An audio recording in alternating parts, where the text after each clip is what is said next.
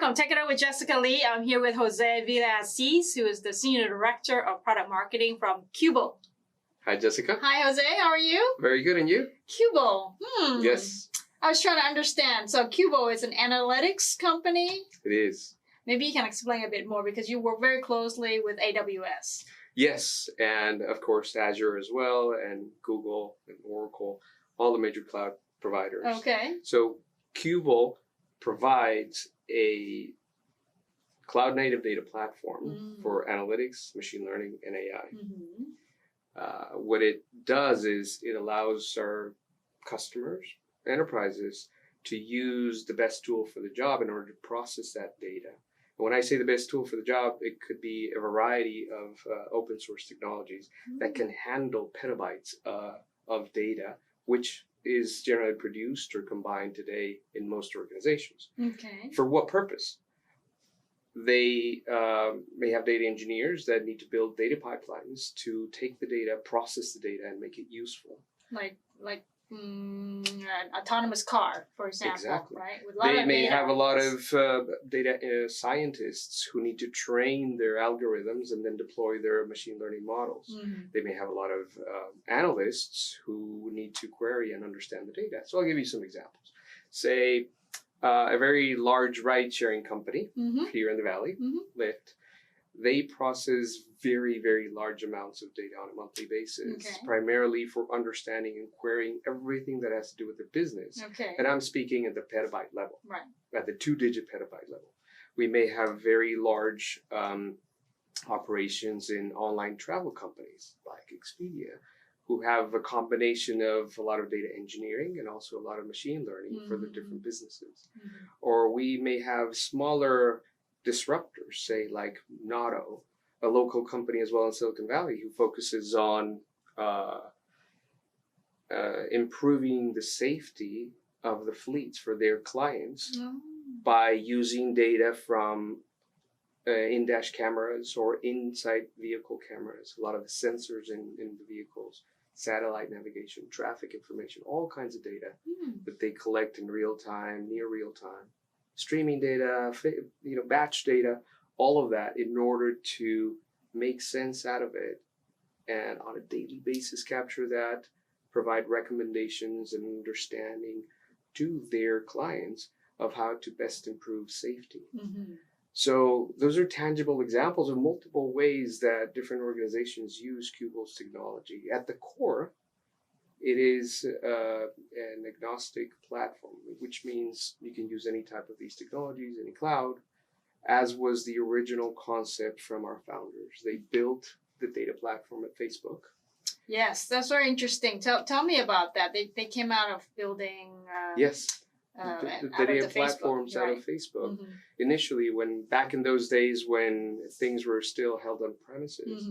And to make the story short, there was a whole set of technologies that did not allow them to grow as fast as they can.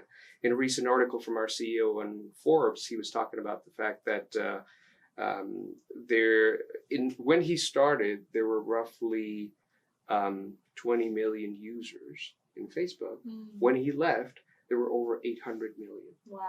So being able to handle the amounts of data that just that number of people interacting with those technologies generate is just mind-boggling. Right. Hence the move to cloud, hence the cloud computing revolution and so forth. So it's fun. It's very interesting. Lots of applicability to our world today. Let's talk about your role now. Yeah. Product marketing.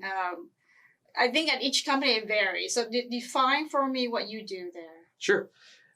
At Qubole, I'm responsible for core platform product marketing. But I'm also responsible for the content factory and field enablement, as well as a shared function with other teams for competitive intelligence. Okay. Yes. Product marketing has to come up with the content, the messaging, and the content. But when you say content factory, what does that mean? What content are we talking about? It's really a team or a group of people that take the positioning that we want to convey and take it to the next level with the different types of messages that you use in order to convey that positioning.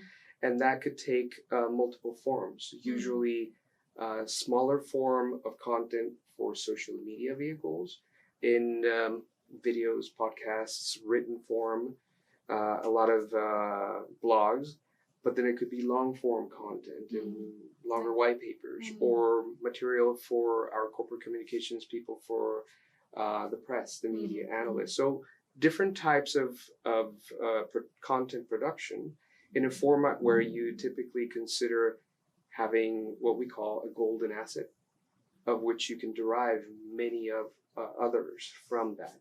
That whole process requires a lot of expertise, a lot of understanding in terms of production, editing, and communications, and it has to be tied with product marketing. And you mentioned that recently you've discovered that actually podcast is a great way to share that content, right? Explain that a bit. We've come back to that. There was a period when we used to do a lot of written form content that moved to videos, but nowadays, especially for sales enablement, internal sales enablement, we use podcasts. Because if you keep it down to 5, 7, 8 minutes, it's a great way to communicate some solid content that is in a way that people can digest, regardless of what they're doing. It's easy for them to access that. And then they can go back for further information or details in the different websites and formats. But it is a very effective way to get the right information from the right people, whether it is an executive, an experienced sales engineer or architect, or marketing people, product management people. That way you can have a whole gamut. It's very effective. Yeah, I mean, I think the different format works for different situations. Like, I love podcasts when I'm driving, so I can listen to it. But I appreciate the visual assistance to the communication. So there are certain times, you do need to have the video format or the interactive. Another part of our enablement focuses on guided learning paths, using some systems that we use internally, but that's the whole purpose, right? In order to complement that, this helps for sound bites, for pieces of information that are very specific. And can you measure the consumption of all of this content, like whether it's a video or text format or an audio file? Are you able to measure how much the content is consumed and what is good, so you can invest more time into building certain content and not bother with others? That's a great question, because that's always at the back of your mind, especially if you're in product marketing, right? Everything is about measurement. Everything is about either revenue or other factors, in this case, consumption by your field teams. And not only your field teams, but also your partner field teams. And maybe prospects who come to your website for that. Exactly. So there's a whole set of technologies that we use in order to measure. But if it was, for example, these podcasts, these internal ones, yes, absolutely. We build guided learning paths where you track how much information has been delivered, how many people have taken the content, listened to it. What was their progress? Did they complete the 2-3 evaluation questions at the end whenever they're on a laptop? Have they been able to apply it? Because in the guided learning path, it's typically linked to something else. So there's a lot of good ways to measure it, and it is effective, but you have to put some thinking into it. It can't be just an individual element. And do you have that where the prospects, so they hear it, they're top of the funnel, they come and they learn on your website, and then they go into, I noticed you have a free trial. Absolutely. So is there that middle of the funnel conversion using the guided content you know about? It all starts with your segmentation at the beginning, right? Because I feel very strongly today that your marketing can no longer be just about your company, especially in a cloud world where there's computing involved and other technologies in our type of business. You're always doing marketing and go to market with your partners.